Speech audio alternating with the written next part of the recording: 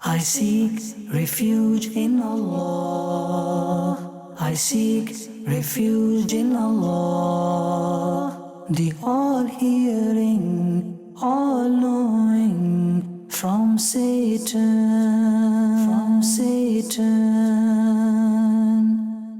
الحمد لله رب العالمين والصلاة والسلام على سيد الأنبياء والمرسلين أما بعد فأعوذ بالله من الشيطان الرجيم بسم الله الرحمن الرحيم الصلاة والسلام عليك يا رسول الله وعلى آلك وأصحابك يا حبيب الله الصلاة والسلام عليك يا نبي الله وعلى آلك وأصحابك يا نور الله. The Messenger of Allah sallallahu ta'ala alayhi wasallam has stated, من صلى علي يوم الجمعة كانت شفاعة له عندي يوم القيامة. The Messenger of Allah sallallahu alayhi wasallam has reported to have said that whoever recites durood, whoever sends salutations upon me on the day of Friday, I will intercede for that person on the day of judgment. Subhanallah, such a great glad tiding for the ummati, for the follower of the Prophet sallallahu alayhi wasallam, that on that day when the shafa'ah of every other prophet will not be available and they will all tell us to go to the Messenger of Allah sallallahu alayhi wasallam, Rasulullah sallallahu alayhi wasallam will intercede for a lot of people, and one of them being a person who sends abundant salutations upon him. So we should try to make the intention of daily and especially on the day of Friday to recite as much salawat as we can. Sallu ala al-Habib sallallahu ta'ala ala Muhammad sallallahu alayhi wasallam. Welcome back to the program The Deadly Sins, in which we talk about those sins which can cause the displeasure of Allah subhanahu wa ta'ala, which can take a person away from the love of the Prophet sallallahu alayhi wasallam, those sins which can take a person away from paradise and be thrown into the fire of hell, and ultimately those sins which can cause a person to lose his iman. Now the topic of today is very relevant. It is something that majority of our youth especially is indulged in, and with the era of social media, with the era of becoming famous overnight, gaining fame over stupid and ridiculous things, the major sin, which people might not even know is considered a major sin, is the desire of self-love, is the desire of wanting fame. And today we will talk about the condemnations of self-love and desire for fame, and what is it, how it harms the deeds, how it harms the person, and how it ruins the hereafter. But first we will look at the practice of our pious predecessors and how they felt about this and how they would approach and tackle such an issue. Sayyidina Wahab bin Munabbih rahimahullah has stated that a saint of Allah had adopted seclusion, meaning he kept himself to himself and busied himself in the remembrance of Allah subhanahu wa ta'ala. And people would go visit him and would take benefit from him, and they would listen to the knowledge he had to spread. Once people were gathered around him, and he said, "O people, we have left our families and homes in search of knowledge. And once you gain knowledge, do not let it affect your heart in a way that you desire fame, so that when you walk out into the shops, people give you discounts, so that when you go out to buy something, people treat you differently. This love of fame, this self-love which is created in your heart through a religious persona, do not let this affect your lives, because it will ruin your lives." The pious saint was very famous for these words of advice. And there was a king in the locality, there was a king in the area, and he decided to meet this saint. So the people said to him, "O saint, there is a king and he wishes to see you." He says, "Okay, bring him to me." And on this specific day, the saint is fasting. So the king comes in front of him and he says, "O saint, bless me with your advice." And the saint says, "Has anybody got anything to eat?" And a man presents dates in front of that saint. So the saint picks up the dates, and people think he is fasting. He is in fact fasting, but he eats that date before the time of iftar, before the time of breaking that fast. So now the king is very shocked, and he says, "Is this the pious person you were talking about? Is this the man you were talking about? Is his piety which is so famous around my kingdom, and I have come to meet him, and he is not even able to fulfill his fast?" The king got up in anger and he left, and the pious person replied, I keep myself away from the people of the riches of this world. Why? Because when you become close to the people who are wealthy, when you become close to kings, then they start treating you differently because of your religious appearance. And due to you being treated differently because of your religious appearance, your heart starts to whisper things to you. And I want to protect my heart from these whispers. That's why I portrayed a bad image in front of that king. And the king got up and left. Now this was the story of the pious man who ruined his image in front of the king, fearing that king might treat him differently because of his religious appearance and his religious fame. And this was the way of our pious predecessors. But what do we know? We might do a good deed in the darkness of the night, behind closed doors, nobody there. Yet we will post it online, and by tomorrow the word would have spread that this is a very pious person. He did such and such an act. Even to the extent when we go and help the needy people, when we go and help a person who is poor and orphan and widow, we put the camera in their faces so they get embarrassed in front of the whole world, yet we feel like we are accomplishing something. Remember, if the act of charity you are doing is to gain fame, it is to gain popularity, it is to become famous, then this is the wrong intention and you will not be rewarded for this. So, if we are doing good deeds, we should not publicize them, we should hide them. Imam Ghazali rahimahullah has written that one way a person can adopt the mindset of hiding his good deeds is that he should say to himself that the good deed I am about to do, or the good deed that I have done, if I want to waste it, or I want to exchange it for the few praises that people will give me, or for the bit of satisfaction which will enter my heart because I think I'm becoming popular, then this is not right. And look on the other side, if you hide your deed, if you are sincere in your deed, and you save that deed for the hereafter, then Allah subhanahu wa ta'ala will reward you with paradise. Imam Ghazali says the choice is yours. Either you can waste that deed or exchange it for a few words of compliments, for a few sentences of praise, or you can save it for the hereafter, where Allah subhanahu wa ta'ala will grant you paradise in exchange of it. And Imam Ghazali says, for me it is a very easy decision. I would much prefer the paradise over the praises of the people. And this was the way of the awliya. This was the way of the pious men and women, because a lot of the pious people have been women in the past as well.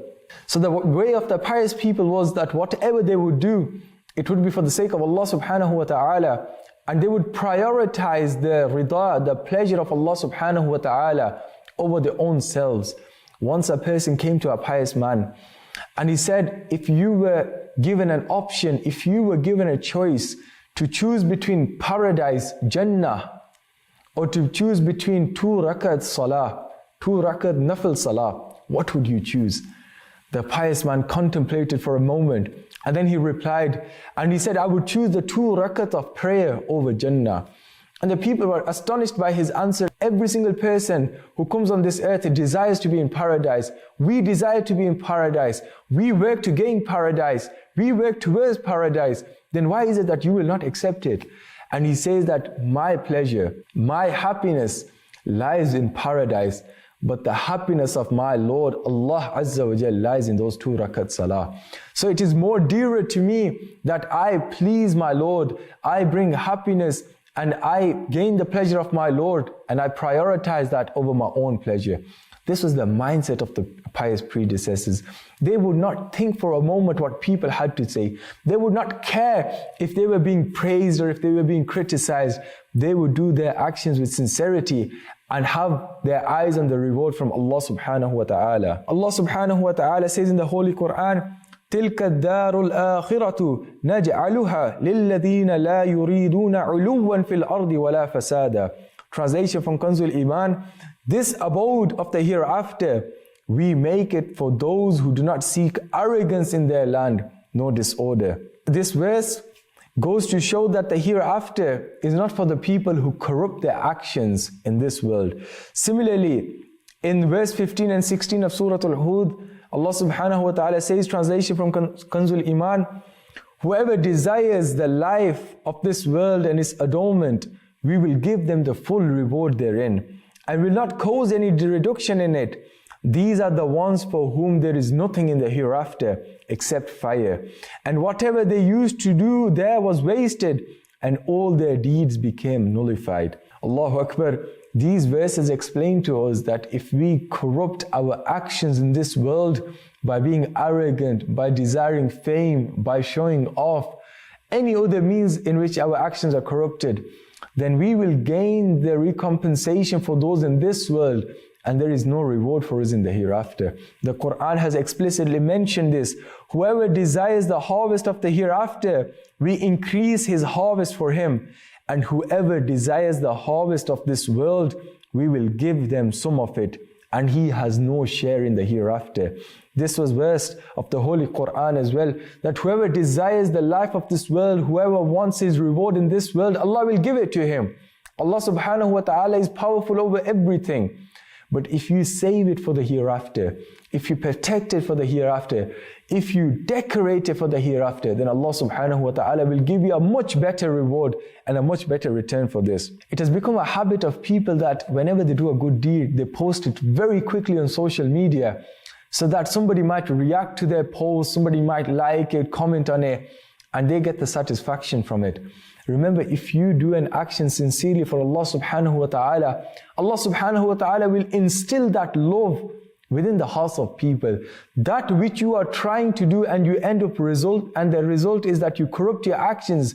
If you were sincere in your action, Allah subhanahu wa ta'ala will make it apparent on the people.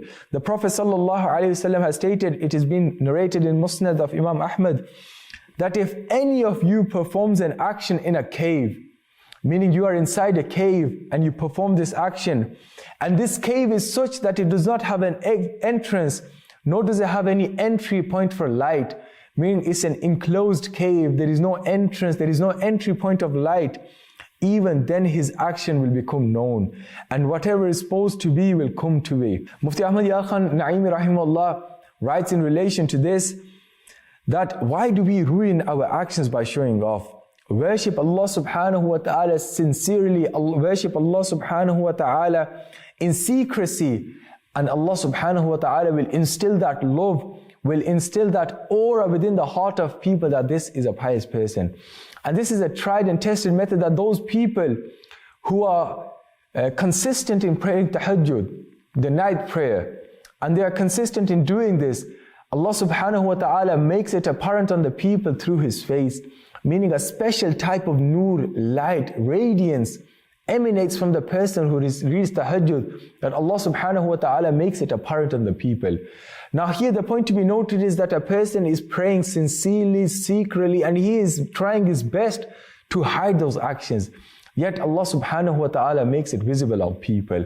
Meaning that thing which you desire by corrupting your actions, if you do that sincerely, Allah subhanahu wa ta'ala will grant you that same result as well. So we should be very careful in the approach we take to tell people about the actions we do.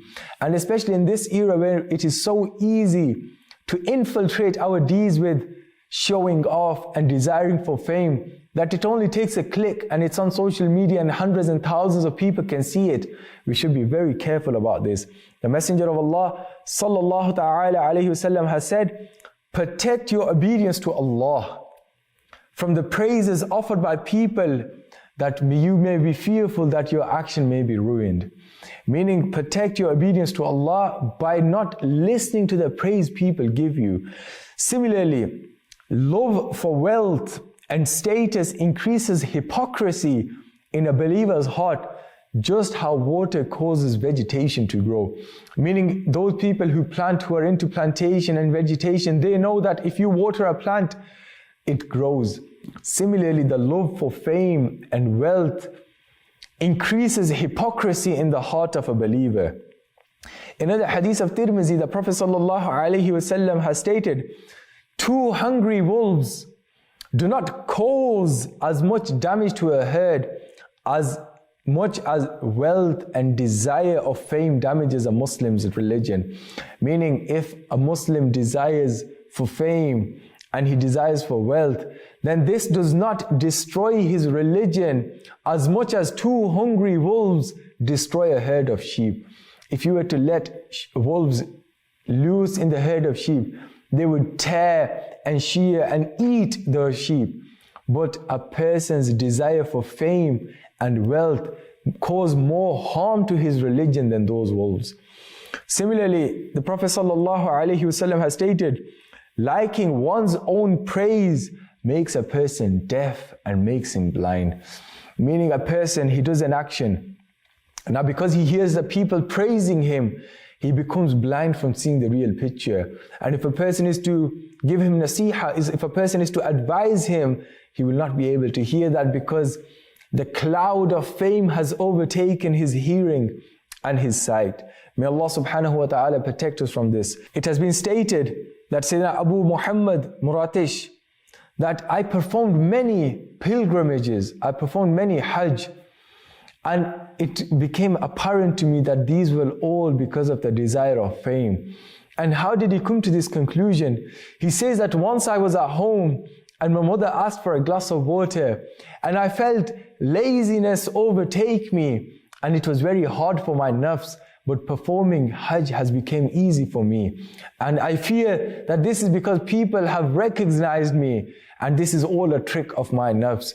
Meaning this man, he held himself accountable in such a way that he said that my mother asking me for something was difficult upon me, but me performing hajj year after year has become easy. Maybe this is because I have become blind and deaf, and I hear the praises of people, and I need to protect myself from this. And this is the reason that he started to question himself. May Allah subhanahu wa ta'ala protect this. Sayyidina Abdullah ibn Muhariz rahimahullah, he asked his shaykh, advise me on something. And his shaykh said, if it is possible for you, then do these three things. And what did he say? Number one, you should recognize others, but others should not be able to recognize you. Second thing, you should walk, but nobody should walk behind you. And number three, you should ask questions, but nobody should ask you questions. Meaning that all three statements he told him to follow were statements including of humility, humbleness, not desiring fame, not desiring power. Meaning if we were to adopt these advices in our lives, we would become very successful. Similarly, the Prophet ﷺ said that there are some people that if they were to ask you for a dirham, if they were to ask you for a gold coin, you would not give it to them. If they were to ask you for a dinar, a silver coin, you will not grant it to them. If they were to ask you for a coin, you will not give it to them. But if they were to ask for paradise, Allah Ta'ala will grant them paradise. And if they were to ask for anything from the world, they will not be granted this. And this is the status Allah has granted them. Meaning there are hidden people of Allah Subhanahu wa Ta'ala to the extent that when you look at them, you see them with dusty faces, dusty clothes, muffled hair. They're in a state which might not be very pleasing to the eye, but if they were to swear an oath on Allah to fulfill something, Allah subhanahu wa ta'ala will fulfill it. Meaning their fame, popularity, being known within people is not a criteria to be accepted. Acceptance is linked with the heart. If Allah subhanahu wa ta'ala is going to accept the sincerity, then He is not going to look at the exterior. But a person, if he wants his actions to be accepted, then he should adopt humility and humbleness and look at the mercy of Allah subhanahu wa ta'ala. May Allah subhanahu wa ta'ala forgive any mistakes that have been made, and may Allah subhanahu wa ta'ala take the seed of the desire of love and fame out of our hearts. And may Allah subhanahu wa ta'ala make us of those people who may not be recognized in the world, but are recognized by Allah subhanahu wa ta'ala. Ameen bijahin nabiyil ameen wa sallallahu alayhi wa sallam. Sallu ala al-habib sallallahu ta'ala ala Muhammad sallallahu alayhi wa sallam. I seek refuge in Allah. I seek refuge in Allah, the all-hearing, all-knowing, from Satan.